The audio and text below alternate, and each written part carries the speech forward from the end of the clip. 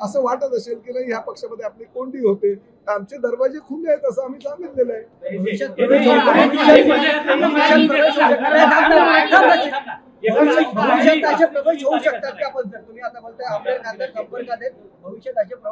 काय होऊ शकत नाही. आतापर्यंत बघा, आम्ही स्वतः सुद्धा आम्ही 40 आमदार त्यावेळेस एकनाथ शिंदे साहेबांच्या नेतृत्वावर आम्ही प्रवेश केला. उठाव तो झालाच ना. त्यामुळे भविष्यामध्ये काय होईल हे आता सांगता येणार नाही, परंतु त्यांच्या पक्षामध्ये त्यांच्या नेतृत्वावर जर लोक विश्वास ठेवत नसेल, लोकप्रतिनिधी म्हणून निवडून आलेले खासदार किंवा आमदार विश्वास ठेवत नसेल आणि त्यांना जर एकनाथ शिंदे साहेबांच्या नेतृत्वाखाली शिवसेनेमध्ये जर यायचं असेल तर आमचे दरवाजे त्यांच्यासाठी उघडे आहेत. शेवटी स्वर्गीय शिवसेना प्रमुख बाळासाहेब ठाकरे यांच्या विचारांना मानणारी ही लोक सगळं आहे. त्यामुळे पहिला त्यांना प्राधान्य आम्ही निश्चितपणे भविष्यामध्ये त्यांनी तसा विचार केला तर देऊ.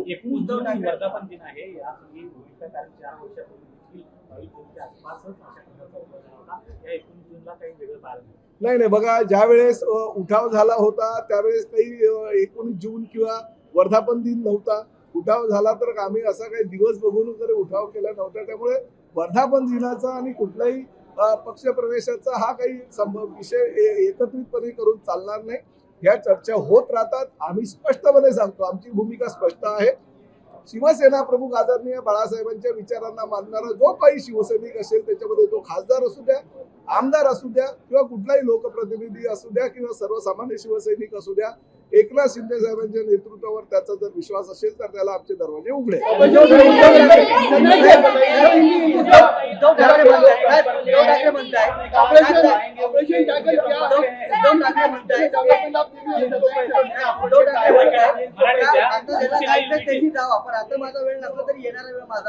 नाही बघा, प्रत्येकाचा वेळ असतो ही वस्तुस्थिती आहे, काळ असतो ही सुद्धा वस्तुस्थिती आहे. पण उद्याचा वेळ बघायची कार्यकर्त्याची जर इच्छा नसेल, कार्यकर्त्यांना जर आजचा दिवस महत्वाचा वाटत असेल आणि ते जर निर्णय घेत असेल तर ते त्यांचं चुकीचं काय. आम्ही सुद्धा उद्याची वेळ बघितली नाही. आम्ही सुद्धा उद्या होईल काय, परवा होईल काय, नंतर काय होईल याचा विचार न करता एक उठाव केला. शिवसेना प्रमुख आदरणीय बाळासाहेब ठाकरे यांना त्यांच्या विचाराशी कुठल्याही प्रकारे प्रतारणा होणार नाही याची दक्षता आम्ही घेतली आणि आम्ही निर्णय घेतला. आताही जर कोणाला तसा निर्णय घ्यायचा असेल तर आम्ही काय आमचे दरवाजे त्यांच्यासाठी बंद करू शकत नाही.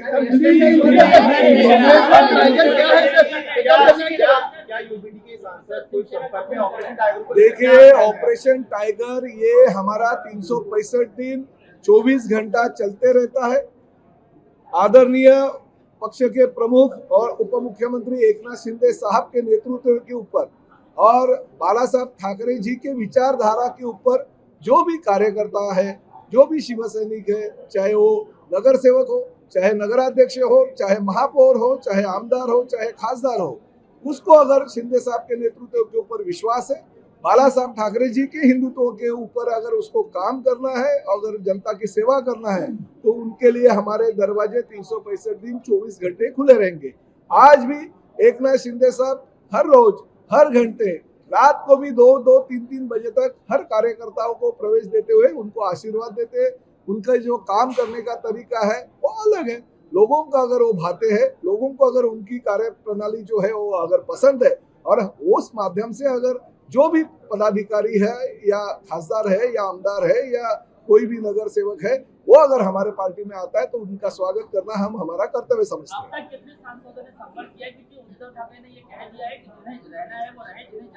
देखिए, ये तो उनको पता है, हमको तो पता नहीं है. हम तो कहते हैं कि महाराष्ट्र के सभी जो सांसद है उन्होंने ये अपने अपने कॉन्स्टिट्यूंसी में अच्छा काम करना चाहिए. हम यही कहते हैं.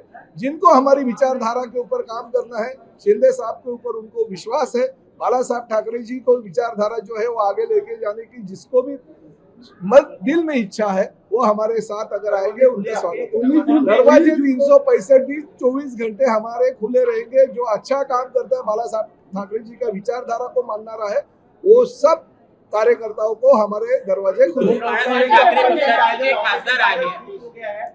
अरे ये ऑपरेशन टाइगर, ये तो नाम आपने दे दिया, मीडिया के माध्यम से वो ऑपरेशन टाइगर रोज सुबह शाम रात को चमक रहा है, मगर हमारे लिए ऑपरेशन टाइगर 365 दिन और 24 घंटा खुला रहता है. जो भी आम शिवसैनिक है, जो भी आम कार्यकर्ता है, उसके लिए हम ऑपरेशन टाइगर यही जो बात है उनके सामने रखते हैं और हम उनको प्रवेश देते हैं।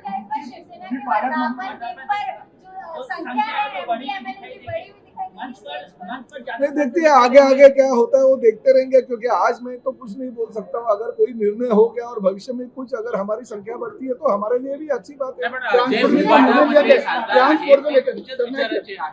अशा परिस्थितीमध्ये ते आमच्या विचाराचे नाहीत। याचं कारण असं आहे, जे आमच्या विचारांना प्रेरित होऊन आमच्यामध्ये येणार आहे ते आमच्या विचाराचे। उद्या जर काँग्रेस राष्ट्रवादी बरोबर त्यांनी आघाडी केली आणि वेगळा विचार हिंदुत्व खेरीज त्यांनी जर आणला तर ते आमच्या विचाराचे कसे होतील? बाळासाहेबांच्या विचाराचे जे खासदार आहेत, आमदार आहेत किंवा कार्यकर्ते, ते आमच्याकडे त्यांचे विचार ज्वलंत जे आहेत ते हिंदुत्वाचे घेऊन जर यायला लागले तर आमचे दरवाजे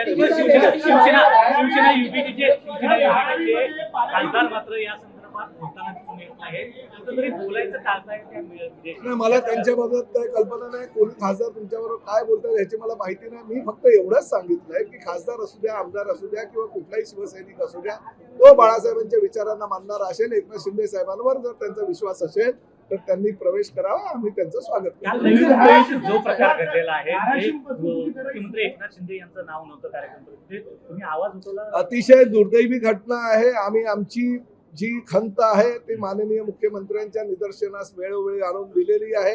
गेल्या कॅबिनेटच्या वेळेस सुद्धा आम्ही मुख्यमंत्र्यांना त्याबाबतची आमची खंत व्यक्त केली होती। मुख्यमंत्र्यांनी ताबडतोब कारवाईचे आदेश दिले होते, परंतु सातत्यानं जर अशा घटना घडत असतील, एकतर नगर विकास खातं, त्या खात्याचे मंत्री म्हणून एकनाथ शिंदे साहेब काम करतात, दुसरं ठाणे जिल्ह्याचे पालकमंत्री हा त्या जिल्ह्याचा सार्वभौम असतो, अध्यक्षपदी हा पालकमंत्री ठेवला जातो, कुठल्याही जिल्ह्याचा असू द्या। त्यामुळे आम्ही मुख्यमंत्री आणि प्रधान सचिवांना अशी विनंती केलेली आहे की राज्यातील फक्त ठाणे महापालिका किंवा ठाणे जिल्हा नव्हे तर सर्व जिल्ह्यांच्या महानगरपालिका, नगरपालिका किंवा जिल्हा परिषदा, त्याचे सीओ असू द्या, त्याचे आयुक्त असू द्या, प्रत्येकांना अशा सूचना दिल्या पाहिजे की प्रत्येक ठिकाणी प्रोटोकॉलचं पालन केलं पाहिजे। भले तो शिवसेनेचा पालकमंत्री असू द्या, राष्ट्रवादीचा असू द्या किंवा भारतीय जनता पक्षाचा असू द्या।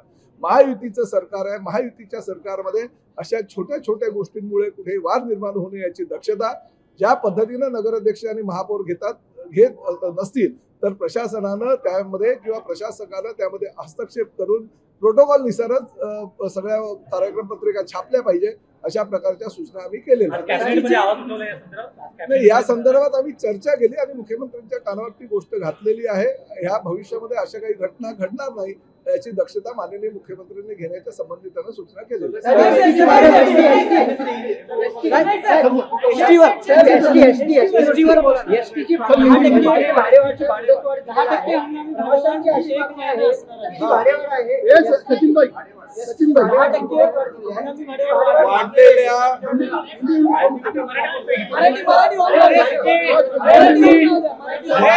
डिझेलचे वाढलेले दर, कामगारांच्या बाबतीतलं कामगारांनी आंदोलनाची घेतलेली भूमिका, कामगारांबरोबर चर्चा, त्यांचा अतिरिक्त जो भार एसटी महामंडळावर येतो, त्याचबरोबर साधारणतः 310 कोटी रुपये वर्षाला अशा पद्धतीनं डिझेलची जी वाढ झालेली आहे, त्यामुळे हा अतिरिक्त जो भार आहे तो एसटी महामंडळाला आलेला आहे आणि त्यामुळे ही जी 15 जून पर्यंतची आमची भाडेवाढ होती ती 15 जुलै पर्यंत वाढवलेली आहे। आम्ही कुठल्याही प्रकारे अजूनपर्यंत भाडेवाढ केली नाही। ही हंगामी भाडेवाढ असते, ती दरवर्षी सुट्टीच्या वेळेमध्ये केली जाते, परंतु आम्ही आतापर्यंत जरी भाडेवाढ केली नसेल तरी भविष्यामध्ये ह्या सगळ्या गोष्टींचा विचार करता, कारण डिझेलचे दर वाढलेले आहेत, कामगारांच्या पगारामध्ये आम्ही अनेक सवलती दिलेल्या आहेत, तो त्यांचा हक्क होता तो त्यांना दिलेला आहे आणि त्यामुळे ह्या सगळ्या गोष्टींचा विचार करता, स्पेअर पार्टचे जे वाढलेले भाव आहेत त्याचा विचार करता आम्हाला भविष्यामध्ये काही कटू निर्णय घ्यावे लागतील, परंतु शेवटी सर्वसामान्य प्रवाशांसाठी ही एसटीची सेवा आहे। 75 वर्षावरील नागरिकांना मोफत सेवा दिली जाते, 50% आमच्या महिलांना त्या ठिकाणी सवलत दिली जाते, आमच्या विद्यार्थ्यांना फक्त 33% ती बसची एसटीची सेवा आम्ही देतो, पत्रकारांना असू द्या, दिव्यांगांना असू द्या, ह्या राज्यातील विविध क्षेत्रातील जनतेला आम्ही ह्या एसटीच्या माध्यमातून जर सुविधा देत असू तर एसटी कुठेही तोट्यात जाऊ नये ही भूमिका सुद्धा प्रवाशांची असते आणि त्या माध्यमातून आम्ही निर्णय घेतो। आजही एसटी ह्या सगळ्या सुविधांमुळे किंवा ह्या सगळ्या आम्ही ज्या सोयी दिलेल्या त्यामुळे लॉस मध्ये आहे, तोट्यामध्ये आहे तरी सुद्धा अद्यापर्यंत आम्ही भाडेवाढीचा निर्णय घेतलेला नाही. फक्त ती हंगामी भाडेवाढीची मुदत जी 15 जून होती ती 15 जुलैपर्यंत केलेली आहे. परंतु ह्या सगळ्या पार्श्वभूमीवर आम्ही काही मागणी राज्य सरकारकडे केलेली आहे. परंतु राज्य सरकारकडनं जर त्या मागणीची पूर्तता झाली नाही तर नाईलाजास्तव आम्हाला काही कटू निर्णय भविष्यामध्ये घ्यावे लागतील. देखिए, राज्य में जितनी महानगर पालिका है, नगर परिषद है, जिला परिषद है, वहाँ पे पालक मंत्री का और जो डिपार्टमेंट का कार्यक्रम है वो डिपार्टमेंट के मंत्रियों का यहाँ पे आदर रखना चाहिए। प्रोटोकॉल के हिसाब से उनका नाम कार्यक्रम पत्रिका में आना चाहिए और उनको आदर जो मिलता है पहले से वो मिलना चाहिए। कुछ जगह पे प्रोटोकॉल की धज्जियां उड़ाई गई है। ठाणे लोकसभा मतदार संघ में नवी मुंबई हो या मीरा भाईंदर हो, वहाँ पे प्रोटोकॉल अच्छी तरह से नहीं किया जाता है, मगर ठाणे कॉरपोरेशन में हम बहुत सारे वरिष्ठ नेताओं को, सभी पार्टी का जो पदाधिकारी है उनका नाम डालते हैं। तो ये गलत तरीके से अगर कोई प्रशासन के पे बैठे हुए लोग अगर करते हैं तो प्रशासन ने हस्तक्षेप करना चाहिए। कमिश्नर ने वहाँ पे हस्तक्षेप करके ऐसी कार्यक्रम पत्रिका नहीं बनानी चाहिए। ऐसे निर्देश हमने आज सभी मंत्रियों ने नगर विकास के सचिव, प्रधान सचिव श्री आसिम गुप्ता जी को दिए हैं और राज्य में सभी जगह पे हर मंत्री, चाहे वो राष्ट्रवादी का हो, चाहे भारतीय जनता पार्टी का हो, चाहे शिवसेना का हो, उनका आदर रखना चाहिए, प्रोटोकॉल का पालन करना चाहिए, ऐसे हमने सूचना। गणेश नाईक लगातार विवादास्पद बयान कर रहे हैं। उनका कहना है कि सम्मान मांगने से नहीं मिलता, मांगने से नहीं मिलते, ऐसे विवादास्पद बयान गणेश नाईक लगातार कर रहे हैं। ठीक है, उनको जो भी काम करना है उनको उनके हिसाब से करने दीजिए, मगर हमारा मान सम्मान हमको मिल गया है, जनता ने हमको मान सम्मान दिया है, मगर प्रोटोकॉल का पालन हर जगह पे होना चाहिए।